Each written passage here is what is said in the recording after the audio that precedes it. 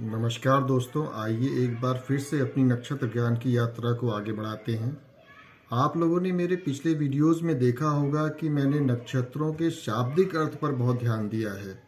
जैसे अश्विनी का अर्थ होता है घोड़े का सिर, या जैसे भरणी का अर्थ होता है बरनी के आकार का। तो आज मैं आपको वह सूत्र बताना चाहता हूँ जो मेरे गुरुजनों ने मुझे सिखाया है और जो ज्ञान मैंने पुस्तकों से लिया हुआ है। तो ये आशा करता हूँ ये सूत्र आपको काफ़ी हेल्प करेगा ज्योतिष पढ़ने और समझने की यात्रा में। तो मेरे गुरुजी कहते हैं कि कभी आपने सोचा है कि आखिर नक्षत्रों को यही नाम क्यों दिया गया? आकाश में तो असंख्य तारे हैं और उन तारों को जोड़कर तो कोई भी आकृति बन सकती है, बहुत सारी आकृतियां बन सकती हैं, लेकिन फिर इसी नाम को क्यों चूज किया गया? इसका उत्तर वह बताते हैं कि हमारे ऋषि मुनियों ने तारों में वही आकृति देखी या वही आकृति बनाई जो उस नक्षत्र के गुणधर्म और स्वभाव से पूर्णतया मेल खाती हो। अब उन्होंने ऐसा क्यों किया? उन्होंने ऐसा इसलिए किया क्योंकि उनके समय में कागज की खोज नहीं हुई थी और लेखन का बहुत ज़्यादा प्रचलन नहीं था, मतलब पुस्तकें उस समय नहीं हुआ करती थीं। तो किसी भी ज्ञान को आगे बढ़ाने का जो एक तरीका उपलब्ध था वो था श्रुति और श्रवण, यानी कि सुनकर लोग बातों को सीखते थे और उसे अपनी आने वाली पीढ़ियों में ट्रांसफर किया करते थे। तो इन अ नटशेल या संक्षेप में हम ये कह सकते हैं कि ज्योतिष में जो शब्द शास्त्रों में दिया गया है उनका महत्व बहुत ज़्यादा है। एक्चुअली वो कीवर्ड्स हैं। ज्योतिष हमें कीवर्ड्स प्रोवाइड करता है जिसे डिकोड करना, उसके मतलबों से उसका सार निकालना, वो हमारा काम है। वही एस्ट्रोलॉजी है, वही एस्ट्रोलॉजी का असल ज्ञान है जो कि देश काल पात्र के अनुसार बदलता रहता है। तो आइए अब बात करते हैं पूर्वा भाद्रपद नक्षत्र के बारे में। यह नक्षत्र तब बनता है जब चंद्रमा या लग्न की डिग्री कुंभ राशि के 20 डिग्री से लेकर के मीन राशि के 3 डिग्री 20 मिनट के बीच में हो। ओके, तो अब भाद्रपद का मतलब क्या होता है? भाद्रपद का मतलब होता है सुंदर पैर। भद्र मतलब सुंदर, अच्छा, और पद मतलब पैर। और पूर्वा भाद्रपद और उत्तरा भाद्रपद के जो 4 तारे हैं, इसमें 4 तारे होते हैं, वो 4 पायों वाली एक चौकी के रूप में हमें दिखाई देते हैं। पूर्वा भाद्रपद का स्वरूप एक जुड़वा बच्चों के जैसा भी बताया गया है शास्त्रों में, या फिर एक छोटी चौकी है। चौकी मतलब जिसपे हम लोग बैठते हैं।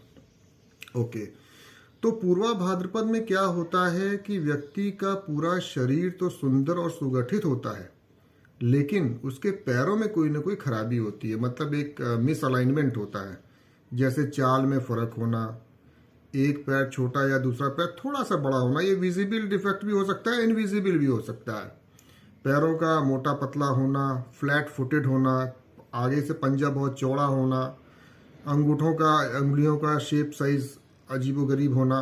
तो ये कहना उचित होगा कि शरीर के ऊपरी हिस्से का मेल पैरों से नहीं होता है। धड़ से ऊपर का जो शरीर होगा उसका मेल पैरों से नहीं होगा। उसका कारण क्या है? कारण ये है कि जो इसका स्वामी है इस नक्षत्र का, वो है अजय के पाद। अजय के पाद कौन है? अजय के पाद 11 रुद्रों में से एक है, अर्थात जिनका अर्थ होता है जिनका एक पैर तो बकरी का है और दूसरा पैर आदमी का है। अज मतलब बकरी होता है और एक मतलब एक, और पाद मतलब पैर। तो इसी कारण पैरों के संदर्भ में एक विजिबल डिफरेंस दिखाई पड़ता है। और हो सकता है कि पैरों में ये प्रॉब्लम बचपन से हो, पैदा होने से ही आपके अंदर हो, या बाद में किसी दुर्घटना के द्वारा उत्पन्न हुई हो, या किसी रोग बीमारी के कारण ये प्रॉब्लम पैदा हुई हो। पैरों में दर्द रहना, एक पैर में विशेषतः दर्द रहना भी बहुत इनमें पाया जाता है। ये लोग सदा उद्विग्न, रेस्टलेस और तनावग्रस्त यानी स्ट्रेसफुल दिखाई देते हैं। इनका मूड बहुत जल्दी बदलता है। बिना किसी ठोस कारण के अपना मूड खराब कर लेना और छोटी छोटी बातों में ही चिढ़ जाना, इनमें एक विशेष टेंडेंसी पाई जाती है। इनके नेचर में ये झलकता है। और शांति, सुख शांति, पीस की खोज में अक्सर ये लोग घर से बाहर ज़्यादा घूमते हैं। घर में इनको थोड़ा सा बेचैनी सी होती है, शांति कम मिलती है। और ऐसा भी देखा गया है कि ये बाहर खर्चा भी बहुत ज़्यादा करते हैं अपनी इस पीस को पाने के लिए। वैसे तो ये लोग बहुत चतुर चालाक होते हैं, लेकिन अगर नक्षत्र इनका पीड़ित है तो अक्सर लोग इनको बेवकूफ़ बनाकर पैसे ठग लेते हैं। ऐसा देखा गया है आमतौर पे। और इनके स्वभाव में थोड़ी सी कंजूसी भी झलकती है, नहीं पैसों को बचा कर रखने की प्रवृत्ति में पाई जाती। नॉट ओनली पैसा, एवरीथिंग ये सहेज कर रखते हैं, संभाल कर रखते हैं। और कभी कभार इनमें खुद को होशियार दिखाने की भी एक ललक उठती है। ये उसी उधेड़ में लग जाते हैं कि कैसे मैं थोड़ा सा समझदार दिखूं, अच्छा दिखूं, स्मार्ट दिखूं। और इस वजह से कभी कभी जब इसे अचीव कर ले तो एक हेकड़ी या अक्खड़पन इनके नेचर में झलकने लगता है। आपको लगता है अरे कल तक तो ठीक था, अभी अचानक मतलब कैसे अजीबोगरीब व्यवहार कर रहा है। और इनमें थोड़ा सा दूसरों की निंदा सुनने में और करने में बड़ा रस मिलता है। मतलब किसी की हंसी मजाक करना हुआ, किसी की बुराई करना, उसमें थोड़ा मजा लेते हैं ये लोग। कभी कभी पूर्वा भाद्रपद नक्षत्र को दो मुखौटों या दो चेहरे वाला भी दर्शाया गया है।